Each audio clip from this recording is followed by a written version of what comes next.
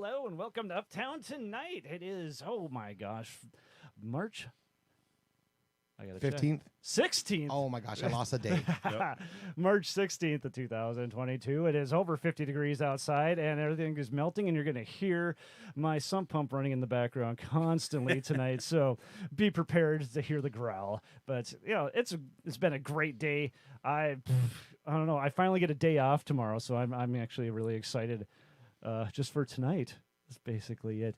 But I am your host, Wade Stallenfacher, or Wiz, or Discount Tom Cruise. Mr. Hamburger. Mr. Hamburger sometimes, but I cut them off right away. And then I was told I would look like Tom Brady a couple days ago, so that was kind of strange. I don't know where any of this crap's coming from. But we have Cito over here pushing buttons and all the fun stuff. Yeah, he's keeping us on track and on something. And we have Mike Holtz with us tonight. Holtzy. Oh, man, this is going to be great. I don't know if I've met you. It's only been in passing, so this is going to be a real fun show for me. Yeah, thanks for having me. Find out all about the Holtzy, yes. So we got to talk about, first off, you got to hit that like button, subscribe, comment. That seems to help out the most. If the more comments you make, better off you are. If you're out there live at any point, any time, you can definitely kind of get us in the live chats, and, you know, you can be part of the conversation as well. We'll answer everything that we possibly can. But last weekend, I tried killing myself, basically. So Friday, we went out and played the Diamond. Got home, because that's in Grand Forks, and 4 hours later, my dog decided I didn't need to be asleep anymore, and then my body decided I didn't be asleep anymore. So we can go to those photos, too. We can find, yep. So there's a Diamond. And the next day, we go back to the Diamond, and it's on Saturday. So we got to tear down that time. Tear down, get home. Daylight savings time. We got to add that on to there. About that. Oh, wait. Let's go back to the other time then when it was before daylight. Yeah, before daylight savings time. So I walk in the house at 5:50 in the morning, and let's see, I'm playing in church the next day. So that's the next one right there. So you can see my church music up on the stand. So I'm half asleep there, second energy drink in at that point, coffee. Made it through. It was pretty good. Hanging out with Chris Hansen and Jay Holtz. I think that's his last name. And then Sarah Caspian. And then that afternoon, Lake Agassiz Concert Band had their concert. I can't remember where we were at. It was a middle school someplace. But there again, another energy drink in, and playing a bunch of percussion-y stuff in the background and everything else. Did all that within 6 hours of sleep, and I made it, and then I had to go teach the next day. It was great. Wow. Exactly, but yeah, it was music all the way through, so I don't know why I'm complaining, but Superman. Yeah. It just gets really tired. So that's enough about me. I know Mustang Minute this week because of all that stuff. I didn't even get out in the garage. So let's talk about Holtz. How you doing, Mike? I'm good, man. Thank you. How are you guys doing? Oh, we're doing great. Doing great. Great having you here, man. Yeah, I haven't seen either one of you guys forever. I mean, especially you, Cito. Yeah, it's been a while. Cito and I go way back. Oh, yeah. We're way back. Because you're part of Carmen the Cactus, right? Yep. Yep. So that's what I remember seeing. Was that the late 90s? So that would have been, 2000? no, Carmen the Cactus would have been 2005. Okay. 2006. I go back all the way when you were in Undone. Yeah, so Undone was 99.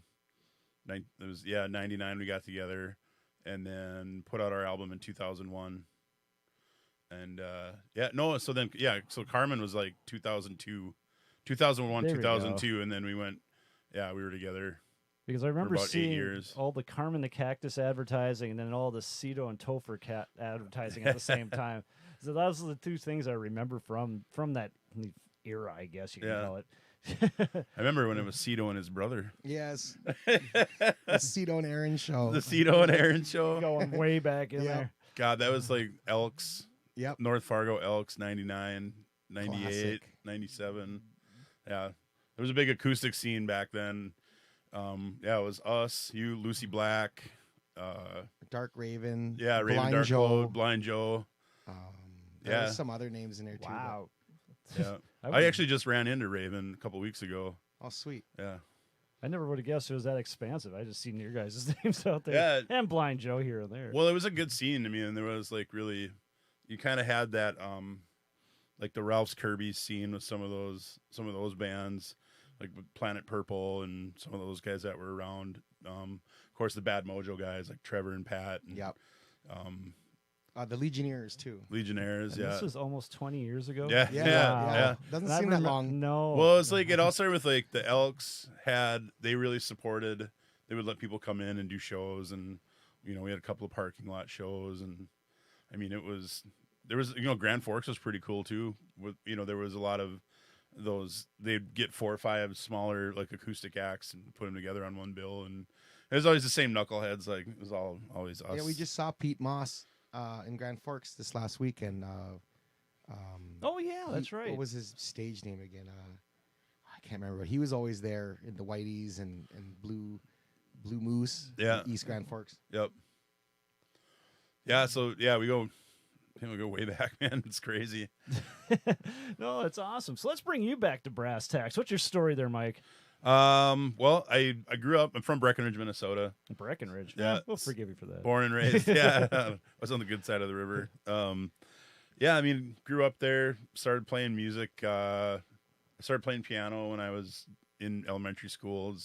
Okay, was that a mother requirement? Yeah, it was like Gotcha. I did mother. not want to do it, and we just happened to have a piano, and Mom's like, "Well, no, you're gonna do this." So I gave it 10 years, and I think I was 12, and I said I don't want to play piano anymore. I was playing drums in symphonic band, and then playing bass. Or then I started playing guitar. There was a music shop in Wahpeton called JT's.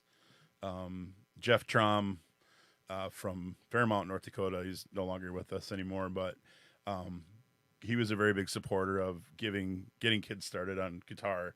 And there was a place. It was the only music store in town that had guitars, had strings and instruments, or your cables and your picks and whatever you would need. So we thought it was the coolest store in town, Well, of course, it's like Marguerite's. yeah, exactly. So he was integral in kind of getting me going on guitar and teaching me the basics, and here's your chords, here's your first 5 frets, and learning all the notes, and then once I got to a point where he felt like I wanted to learn like Metallica and Megadeth, and Of course. I was a rock guy, and I bought an electric guitar. So then he brought in Chris Pulaski, was a local guy. I think Chris is still around. He played there's a band in the 80s, 90s called Crash Course that played around the area. And Chris was in that band. He's a hell of a guitar player. So I started taking lessons from him, learning all the metal stuff, and I just kind of took off from there. Once I learned tablature, I'm like, what do I need to know all these notes for? Game on. Yeah. Just ones and zeros. That's all we need. Yeah. But let's bring you back, because you just skated over all the important stuff. Because Yeah. you started piano around the age of 2, 3. No, it couldn't I have been was that. like 7. Okay. Or no, it was like 5 or 6, I think, is when I first started taking lessons. You have to thank your mother for having you do that. Yeah. And I remember being in 8th grade, and I told my principal I was having a hard time with, growing up and dealing with, emotions and hormones, and I was kind of a little asshole. And he's like, well, what's your deal? And I go, I just don't want to play piano anymore. I just want to play guitar. And he's like, I'm going to tell you something, son. And you can tell me in 10 years if I'm wrong. He goes, but you're going to regret not sticking with the piano. And I was like, what do you know, old man? Exactly. But 10 years later, I ran into him, and I was like, Mr. Mock, you were right. I should have stuck with it. But yeah, so I did the piano thing. I mean, I don't know if I was any good or not. I was into like the intermediate music. It's more about understanding how it all works together. Right. So, Yeah. And then, but then also playing drums in the school band so too. how did you get into that? That's just more of my wheelhouse. Because my brother he was a drummer in high school. Oh, okay. In junior high. So he already had the snare drum. Okay. the big, thick, Slingerland, big old marching band. Oh, perfect. Snare drum. Yes. So that they're like, well, we already got the drum. You're gonna play drums. I'm like, okay. And I don't know. I really liked it. We got into all kinds of other percussion, like the xylophone and the bells and there was quite a bit of equipment. None of it was really nice at the school, but we could bang away on it, and nobody really said anything. So I'm just getting nerdy on it. So the way you got into being a percussionist at your school, did that have anything to do with the piano background, or did they just let anyone who just wanted to come in? No, it was there was like a sign up thing. Okay. I remember, and I remember my mom saying, "Well, we already have the drum, so he's gonna play drums," and I was like, "All right, cool, I'm playing." You know, I think saxophones were pretty expensive at that time, and I wasn't really. It was not really my jam. Like my best friend, Justin Hammer, he was a year older. He's in the grade ahead of me, and he played trumpet. And I'm like, well, he already plays trumpet. Like he needs a drummer if we're going to be in a band, you know. So I'll take the drums. All right, very good, very good. 'Cause I know it was kind of a process for me to become a percussionist, and I didn't even want to be the percussionist. I wanted to play saxophone, but I won't get into that story again. Yeah, bore you with that one. But yeah, I mean, we had a really good teacher. Our teacher was Mr. Larson, Jim Larson from Breckenridge, Minnesota. He was one of, like, the most patient dude ever. I mean, I can just think about it. The patience. Yeah, I'm like, hearing you're testing this. Yeah, I think back on it now, and like, man, like my grade and the grade behind us were and ahead of us were. I mean, we were pains in the asses. We were not well behaved at all. Like, they actually the Daily News, the paper, actually wrote an article about how terribly behaved our grade was. Oh, and, like, wow! And it was publicly shamed. Yeah, it was like, I don't know why you would ever write an article like that for a local paper. For like a small town, like, look out for these little shits. Hide your pumpkins.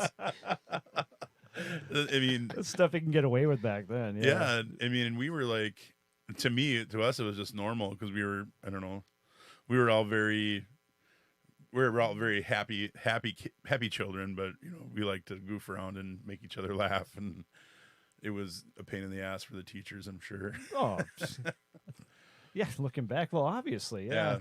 So I sit there in a school room right now, and I just watch like the guys making all the trouble, so quote unquote, and I just kind of laugh at them, just because you just know what they're up to, right? Yeah, they're just bored. They're trying to entertain the crowd. So if they are funny, I always tell them to keep that humor up because they'll take you someplace. So yeah, I'm always really on that part. But okay, so now we're into guitar playing, and you had your lessons, and now you're doing all your shredding and everything else. And where's the first band come into play? So that was with my friend Ryan Abel. So these guys were all a year ahead of me. Ed Visner played drums. Ryan Abel is a singer guitar player, and then and Ryan and I. Why did I know that name, Ryan Abel? Is he still around? He's in Laughlin, Nevada now. Okay. Maybe I'm thinking of someone completely different.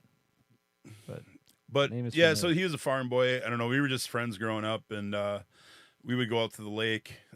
He'd come out to the lake with me, and we ended up like, we didn't really learn songs. We started writing songs right away. Yep. Just him and I were like, you know, I'd come up like chord progression, and I'm sure I ripped it off from like Poison or something, and you know, and we would, you know, we had like 30 songs. None of them were good, but we, you know, but start there. But we had, we wrote all kinds of stuff, and then we just ended up jamming. Ed he had a drum set. His mom was really cool, so we would just practice that in his basement. And they were, you know, their parents, all of our parents were super supportive of this. So I'll say that they put up with a lot of shit from us. You know, well, that's awesome. But we would, you know, we would practice for, 8-9 hours. We'd practice all day long in the summer. That's all, you know, that's all we would do was, we learned like every Metallica song we could possibly play, you know, and then we, you know, but at the same time, we were writing songs too. So what era Metallica was this? Justice for All? This is right before Justice for All came out. Oh, so this was like Master of Puppets. Our big album that we loved was Kill 'Em All. Of course. That was like that was our favorite. My best friend Justin Hammer, him and I are huge like Metallica and Slayer fans. Just because we were like, oh my God, what is this music? Like this is amazing. And it was hard to get your hands on it at the time. Like there was one music store in Wahpeton that they would have the cassettes. Oh, exactly. Exactly. That's how I got into Metallica. It was literally I had a paper route, and you got that hotel right down the street here. I grew up in this house, and I bought it for my dad a while ago. And I'm coming back, and it just snowed out. Imagine that. And then I was walking through the parking lot, and I kicked up 3 cassette tapes, and one was Judas Priest Painkiller, one was Metallica Ride the Lightning, and I can't remember the third one. It must have been pretty lame, but the Judas Priest one I was scared. I thought that was satanic, so I had to get rid of that one. And then the Metallica, I was just like, why do people always talk about this thing? So I remember putting the stereo and just playing it, and it was like, it didn't catch me right away. It was interesting enough for me to play it again. I was like wondering what was up with this stuff, but it's once it hooks you, it hooks you. Oh yeah. Like I remember when the other place we had was Pamida in Wahpeton. That's the only other place that we could get music from. That's right. Yeah. So I remember when I was walking down the aisle, and I was like, because I'd always buy the Metal Edge magazines or Circus magazine. Like it had all the. It's like a teeny bopper magazine for before rock the bands. internet. Before the internet. Yes. That thing's still around. Cut out the photos and put them in your locker. Yeah. So we were like, I would get all of my news from that, and I knew that Metallica was coming out with another album, and so I remember I was just flipping shit in Pamida. I'm like, Dad, can you buy this for me? Like, I'll mow the lawn like more. He goes, more. He's like, this is already your job to mow the freaking lawn, kid. Like, he's like, all right. And then, that was one of the first CDs that I ever got was And Justice for All. Oh, that was one of the first CDs I ever got. Yeah, and it I went right over to Justin's place, and we went down in his bedroom and put it on. And I remember he's like, we could turn the lights off and then put the Christmas lights on. So we're like, you would set the mood. And, the mood lighting, yes. Yeah, and then Blackened started, and we were just like, oh my God. What? Oh God. And that was just like it was on after that, And then, so that was kind of our realm were those kind, and then obviously Guns N' Roses was, we were massive fans of like GNR and Poison and Skid Row. I really liked the Bullet Boys. Nobody else I hung out with, I thought Bullet Boys sucked. It's okay. Yeah. Can't be perfect. Yeah. But then Warrant was a big influence on me too. I learned like every Warrant ballad, because I know that girls like those ballads too. She's my cherry pie. They had to take that tape away from me in 4th or 5th grade because I was showing everyone the cover. Yeah. Remember cherry pie. Yeah, and the cherry pie cover. And then the teacher's like, what are you guys looking at? And they took it away. Oh man. They just don't get it. Yeah. Because her legs were like underneath the car. Like. It was very suggestive. It was awesome. Yeah. I mean, that era of like all of that type of music just was really pinnacle. It was at the pinnacle of the popularity and the hype. And then frickin' Nirvana comes out. There's someone else who agrees with me. That's what I always say. You know who Kurt Cobain is? And they say yes. And I say, I'm sorry. Yeah. That's all I ever do. Well, but we were at that age where we heard Nirvana and Pearl Jam. The first time I heard Smells Like Teen Spirit, I was just like, this is amazing. This is so much different than what that I've been into. So, I mean, but the rest of the album is nothing like that. No, it's not. Well, and like it's still to That's this day. Too. Still to this day, like I listen to absolutely everything. I mean, I listen to anything and get my ears on. I'm very, very open-minded, very unjudgmental about what I listen to, because even if it's like gangster rap or whatever, or this SoundCloud rapper I'll listen to it to give it a shot and. Because everybody's coming from somewhere. Everybody's got a point of view. It's fine, yeah, but they took away the hair metal. Yeah. Well, I think it just kind of went, it shifted. Really into that. That I was too. Like I was, I still had the leather jacket. We wore black leather jackets, and we were. You played the part, huh? We dressed the part. I had long hair, and we did. We drank and we smoked cigarettes and.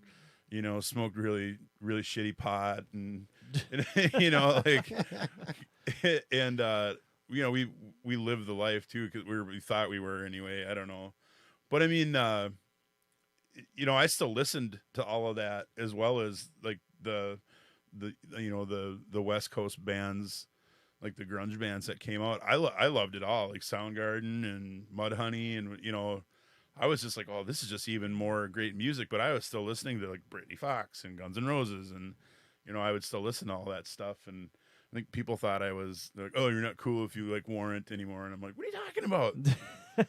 Janie Lane's one of the best vocalists of all time. Like, tell me he was not one of the best. Like, well, see, that's the whole thing. The guy had a 5-octave range, dude. Maybe it was 4. I was always big into the David Coverdale. I always said he was the best vocalist. So, because every few years I get to go back up to the International Music Camp, and they got a thing up there that's called Garage Band. So basically, we put a bunch of rock band people together, and we'd make them play a few covers. Okay. And every single time, like, we were younger, we didn't play the old stuff. We played what was going on, right? Right, yeah. Yeah, that's all they want to play is the old stuff. Yeah. They never asked to play anything new. And I shouldn't say every time. There's a few bands or groups I went through there that played a couple of newer type, like new metal, I guess you would call it. But yeah, most of the time it was 80s. Well, that stuff's fun to play. Maybe some 70s, yeah. Like Scorpion, like Rock You Like a Hurricane. That's one of the funnest songs to play in the world. But I cannot stand the Scorpions. But I love playing that song. Like, the song is just wow. It's like there's power behind it, and it's easy to learn. I think was the key with a lot of that stuff was it was easy to learn. It was accessible.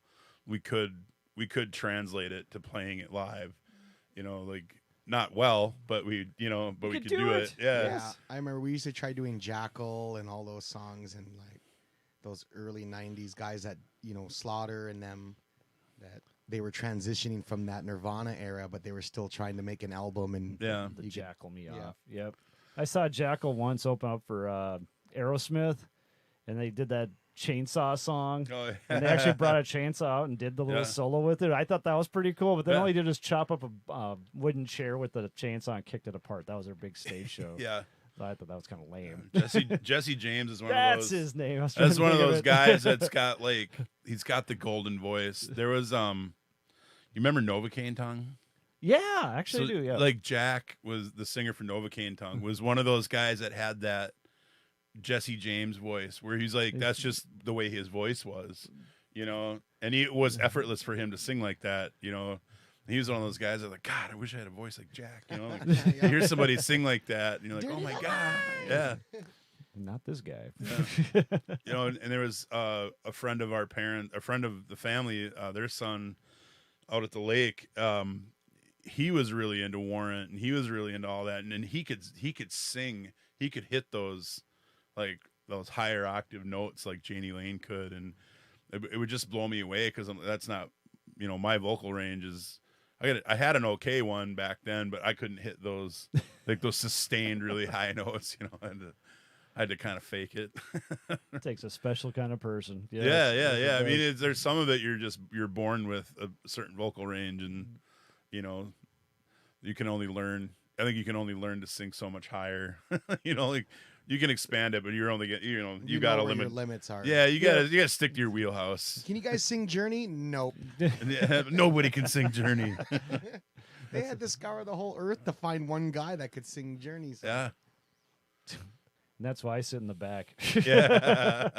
Don't do any of that. All right, so you got the first band going. Where'd that go? Did you have any gigs with that one? Or yeah. We were called. It was a really great name. Well, we started off. We were called Unchained Youth. Unchained Youth. And my dad was an agronomist, and he had the hookup with all the chemical companies. Oh, and he got us some trucker hats embroidered with Unchained Youth, and then it was a red and white strat.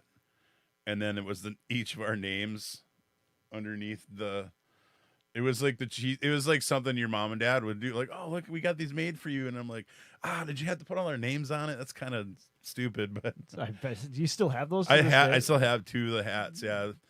I think I have pretty much one piece of merchandise from every band I've been in. Oh, I wish I did. Yeah. So we were Unchained Youth, and then Kyle Christensen moved to town. I don't know. Kyle now plays with October Road, lead guitarist.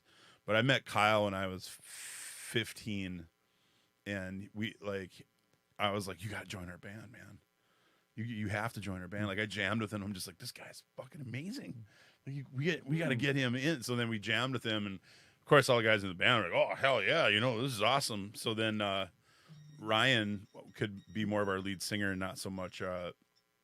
He didn't have to worry about playing rhythm guitar. Like, it was so then it became me and Kyle were the only guitar players. Like, Ryan would only play on a couple songs, so it was like Ryan could really focus on singing. And then we were able to do things like Crazy Train, and we were able to do some of those, play the whole Metallica. We could play all of Fade to Black because somebody could actually play the solo. Oh, sweet! You know what I mean? Like, we were kind of limited to our ability because I was not that great of a lead player. I could kind of fake it, but once Kyle came into the fold, we changed our name when Kyle joined the band. So then we became. Are you ready? Okay. Rhythm and Distortion. That's beautiful, actually. Right? And I think about it now. When we first decided on it, I'm like, this name is stupid. It was like Guns N' Roses. I see where the home when it was an N, like Rhythm and Distortion. Yeah, there's the edge right there. Yeah. So we had so that band stayed together until the end of my junior year, and then because the guys graduated and kind of went off and did their thing, and then that's when I met Shane Bertrand. I met Shane was going to college in Wahpeton at NDSCS, and not very well. So we spent a lot of time pretty much drinking beers, and and it was the same thing with Shane as it was with most of my musical relationships. Was we started writing right away. I mean, that we did, like, oh yeah, here's some cool songs that we can play together. But then we just started, like, him and I started writing, and he's like, oh, you got to meet my brother. You got to meet Joe. So they still lived in Mayville. The rest of the band that they already had lived in Mayville, and they were called, I don't remember what they were called. We just said it too before we even started. It was called like Vengeance or something. It was a one word name. I don't remember what they were called, but then So then when I joined the band, we changed the name to King Friday. King Friday. Yeah, and we had a little video on Shane's podcast. You can see it on there, and I didn't even think about pulling that one out for this one, but yeah. But that was fun. It was fun jamming with those guys because the drummer was pretty good. The bass player is Harry Smith. This guy was just the super coolest, goofiest teddy bear of a guy ever. And he was the one doing the dance on there, right, Cito? I don't know. No, he was the sound guy. Oh, the sound guy. Oh, that was the dance on there. That was Jason. Yeah, Jason Tickerson, Flashy. Yeah, he was in the video, and then he's in the back, and then he walked away, but he did like this little. That's Flashy. Little kicky leg thing. Yep. Yeah. He got that name when we all had our first acid trip together. We all got So he was. I don't remember why we called him Flash yet. It was Anyway,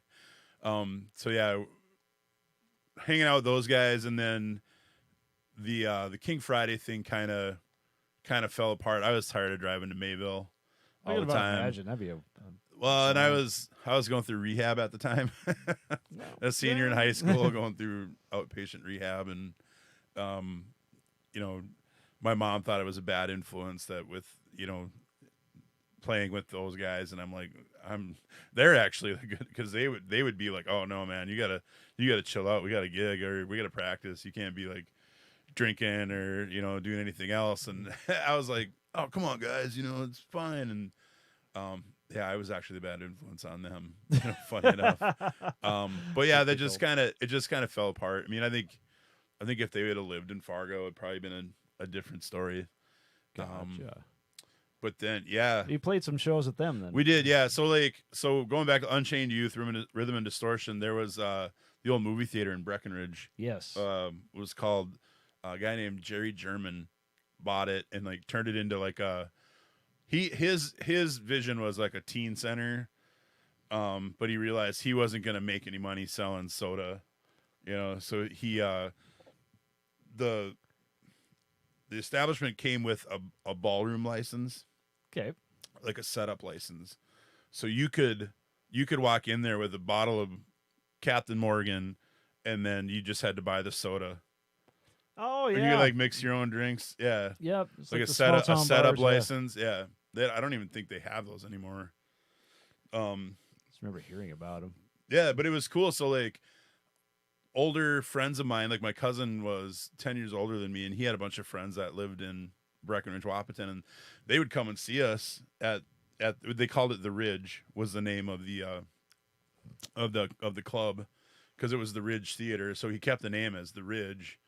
And they had a lot of great stuff. They had DJs, you know, that would come in. They had some other bands that would play, like Billy D and the Crystals would play there once in a while. Okay. Or they would have like Whiskey Creek Band, who we were talking about earlier. I know SOP played there once. SOP played there, yeah, probably more than once, but I was trying to find it one time just to see them. So. yeah, and that was.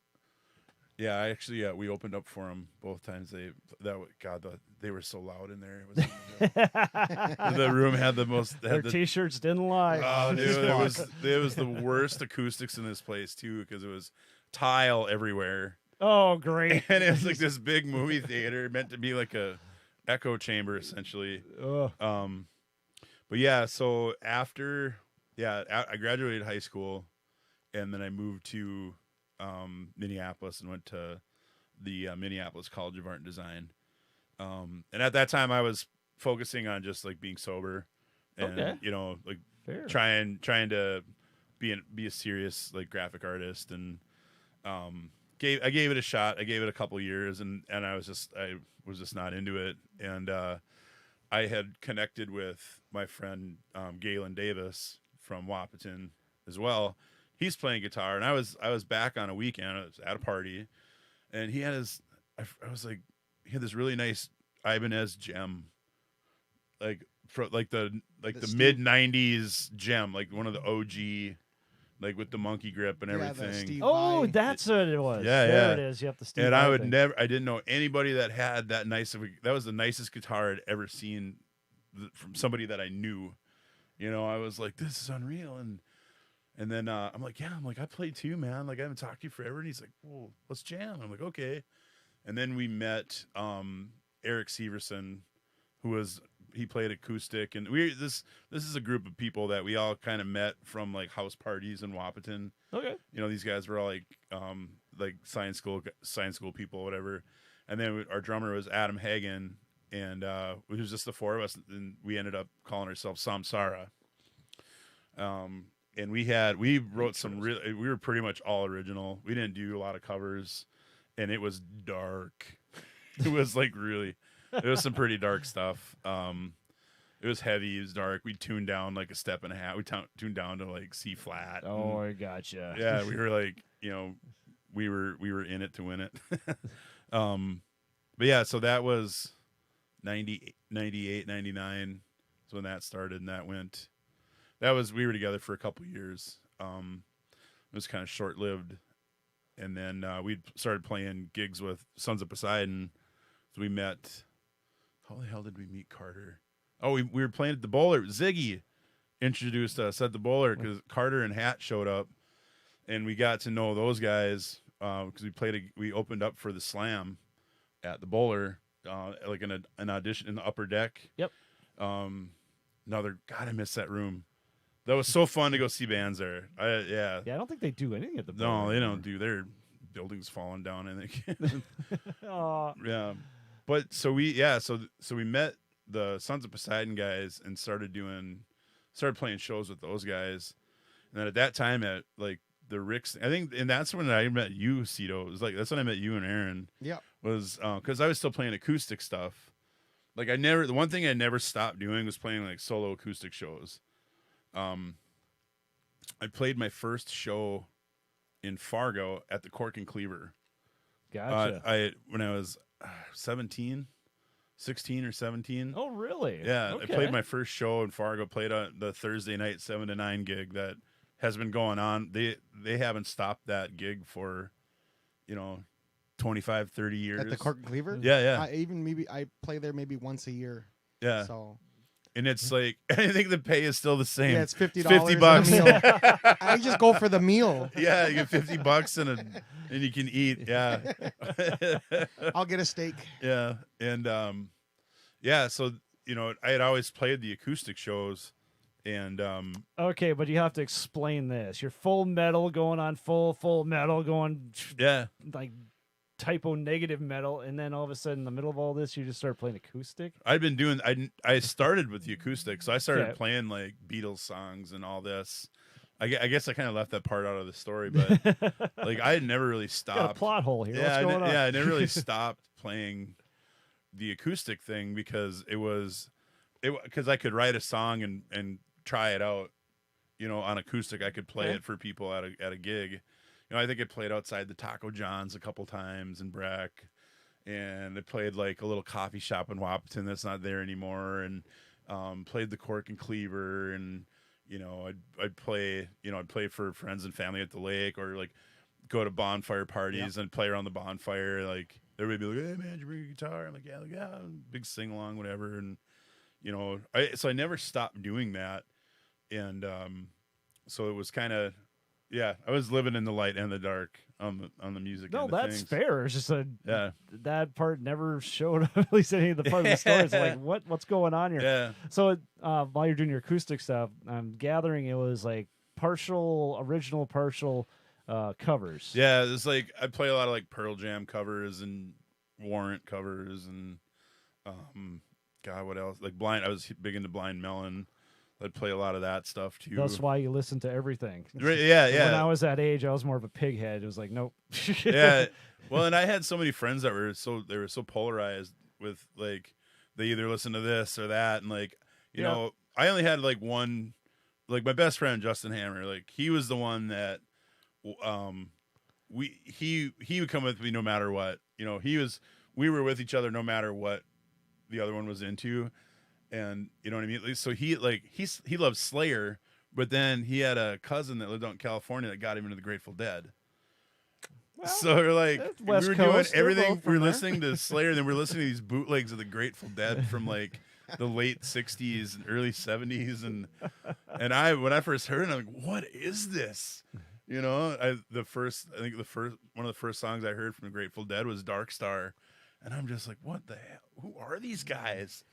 And then it just kind of went from there. We always supported each other's musical tastes, and we're, like, hey, you should check this out. You might like this. Oh, hey, you might like this, And it was never everybody else that we knew was like they were either metalheads or they were into country or they were, into like '90s pop and whatever. It was him and I are the only ones that really ever like listened to everything we could.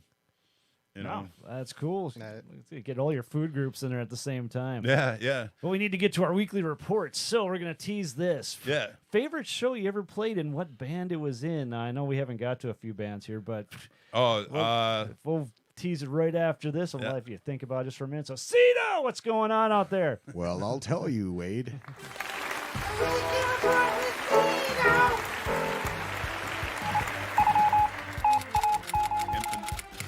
Yeah, we did that for a photo shoot. It was pretty fun. Awesome. This is the Uptown Report going on here. I'm Cito, and we got the Windbreak going on this weekend with Shitty Cover Band on Thursday and Friday. And then Matt Ockery's Dirty Little Secret is going to be out there on Saturday. At the Southtown Poorhouse in Grand Forks, we got Rhyme or Reason on Friday, and then DJ and the Atomics on Saturday. Shooting Star Monoman, we got Street Talk Friday, Saturday at the Mustang Lounge. We're going to the River's Edge in Williston this weekend. Uptown will be there Friday and Saturday night doing our thing. All the way across the state. Yeah, and I got to talk to you, Wade, about that. I don't know if we lose an hour, gain an hour. I don't know what's going to happen. You're going to be on mountain time. We time travel or something. Yes, we do. So downtown Acoustic Corner on Thursday, January 17th. We got Mick Klein at the Side Street, Rick Adams at the Fargo Country Club, Eric Longnecker at the 701 on the roof. Friday, February 18th, we got Mick Klein at the Bar 9. And then on the Saturday, January 19th, is Jim White at the Roundup Saloon. Terry Mackner is playing at the West Fargo VFW. Gordon Christensen will be up at the Troll Lounge in downtown. Murphy's Pub, Brianna Hebling will be playing out Friday night. And then Unwind will have the Crop Dusters Friday. The Silver Spike Crop Dusters will also be playing on Saturday. And then at Tailgaters, FM Boogie Nights on Friday night. The Downtown Report. Ditching Delmer will be at the Fargo VFW on Thursday through Saturday. Oh, that's a nice 3-day stretch. Yeah. Swing Barrel Company has Timberline, and that's our own Peter Wilbur will be playing out there. Peter! Yep, doing a Patty show on Thursday night, so make sure you guys check that out. Cool. Fargo Brewing Company, Diane, which is used to be Diane Miller, album release party with Kiss the Tiger on Saturday. So everyone make sure you go out there and support that. Yeah. At Specs, we got Aftershock Friday and Saturday. And then at Rick's, our good friends, Tripping Leslie will be out there on Friday. Chris Olsen and the gang. You got it. And then downtown, we got more Dempsey's open mic night with Gina Powers on Thursday. And then Potin on Thursday and Saturday. Walking Phoenix on Wednesday. That's happening tonight. And then the aquarium, the goddamn band on Thursday. Oh, I need to go to that The show. aquarium has the best names. Yeah. What is that one? The Wolf Mask? Or is that Wolf. Wolf Mask? Yeah. Prediction of the Witch. Isn't that Bertrand. Shane's band, That's yeah. his band. So that's happening Thursday. I might go out to that. Gypsy Wizard Queen, and then Shanghai on Friday. Mike Gervius and Andy Fargo. What is that? That's the name? Oh, I thought that was the business. Fargo Saturday night. I'm getting all tongue twisted here. The DCR has open mic night with Travis Nero on Thursday, and then Jimbo Jones Thursday as well, 17th. Delta Urban 42, Kathy Brecky, and the 42nd Street Band will be out there on Thursday night.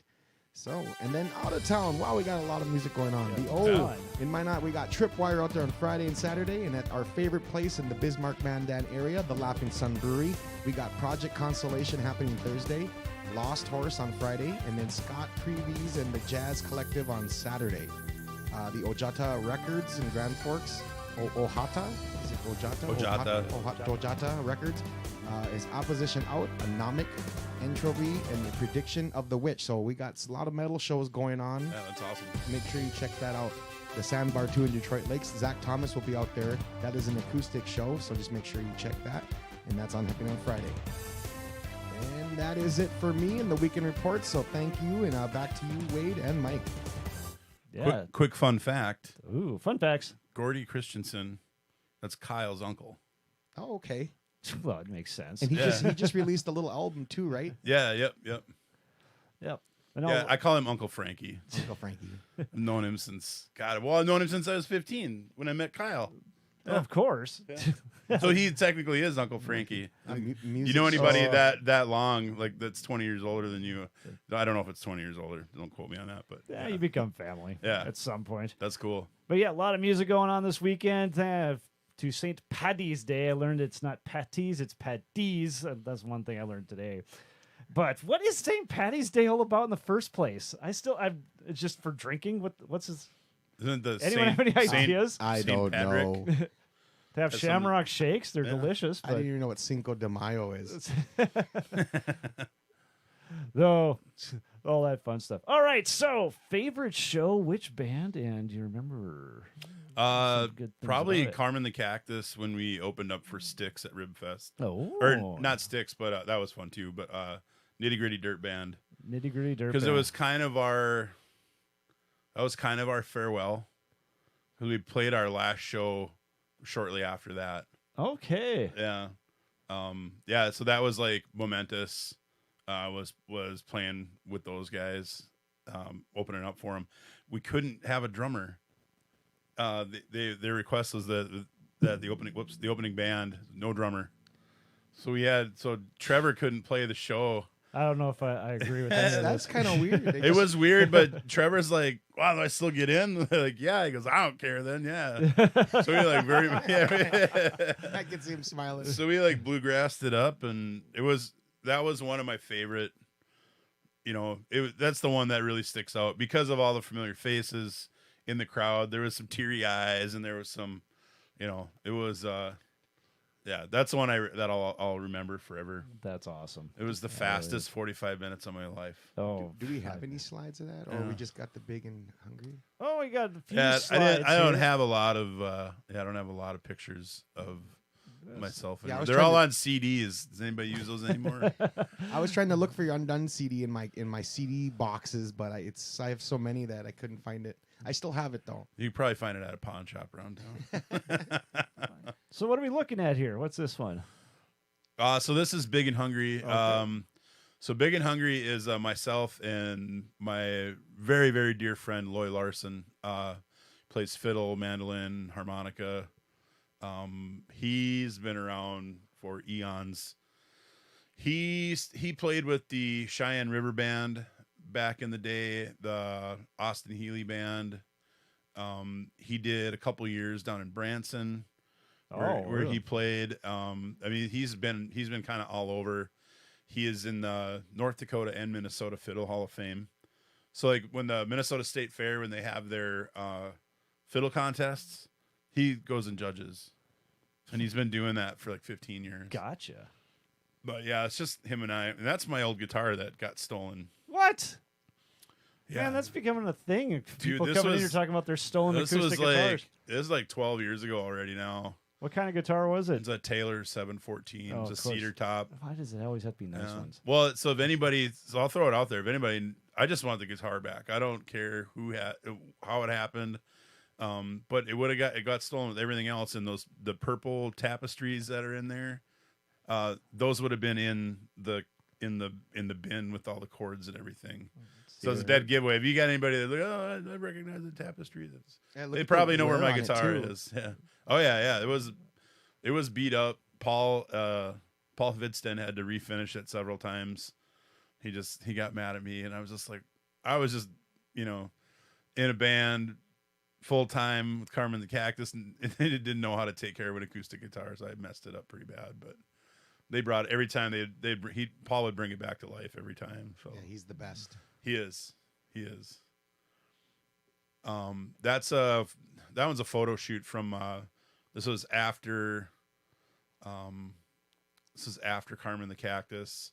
I was doing solo, I was just playing solo gigs. This would have been in, oh Jesus, I don't remember, 2012, 2013. Okay. Something like that. So yeah, and my manager at the time, she did set up a big photo shoot. That was actually at the Holmes Theater in DL, where we did that photo shoot. Oh, okay. But yeah, that's us at That's the one owned Tailgaters. by, well, not owned by, but run by Kathy Brecky and those people. I have no idea. I think so. I think you might be right.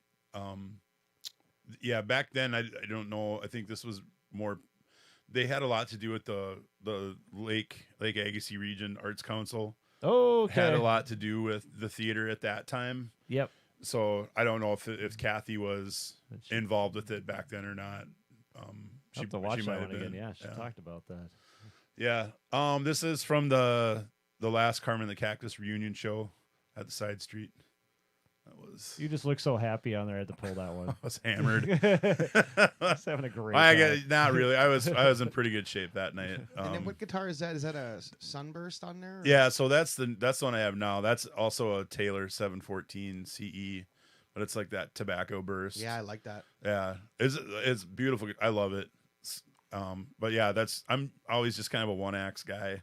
I'm not one of those guys that collects guitars. I have that, and then I have a Fender Strat HHS so I have an electric and acoustic like at all times.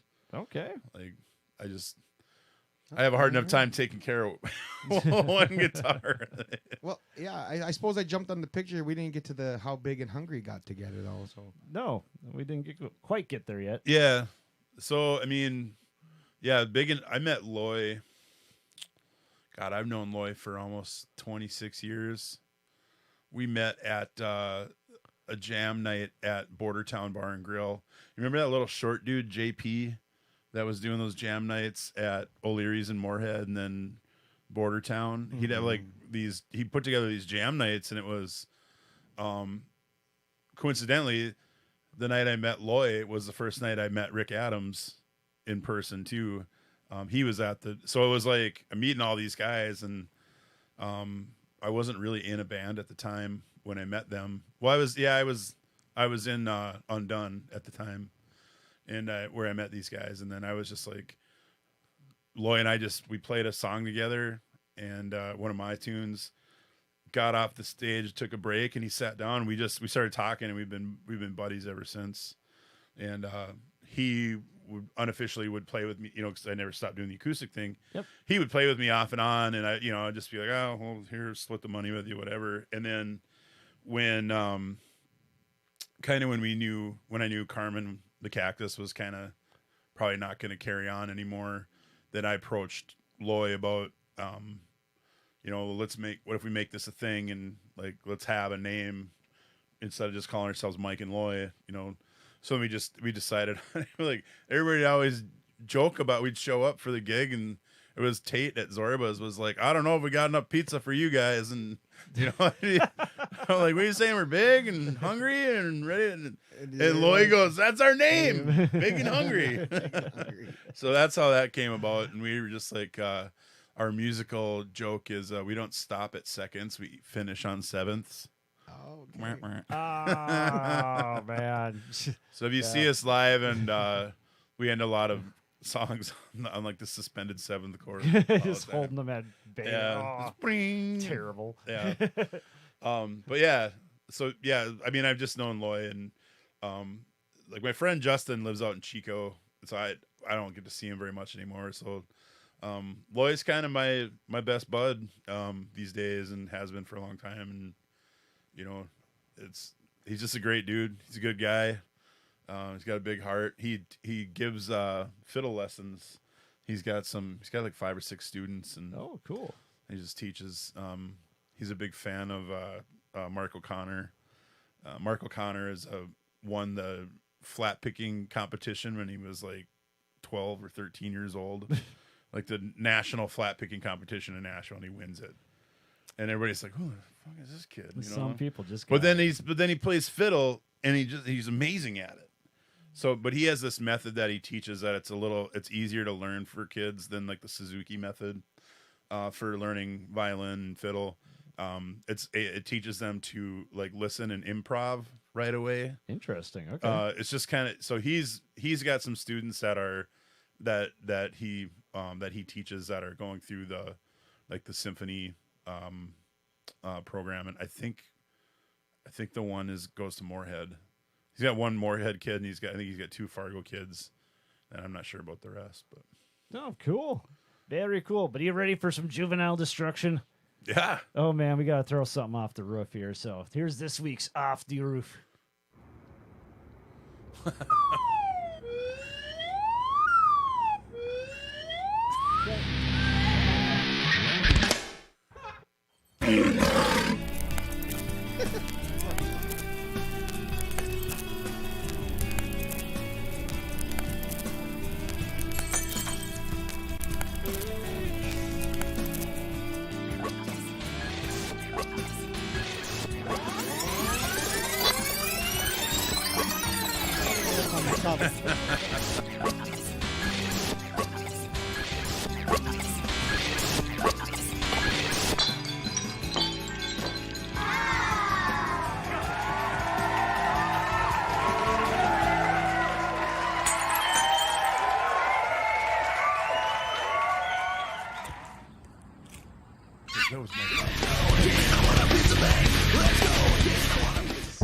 That was perfect aim too. You're hired.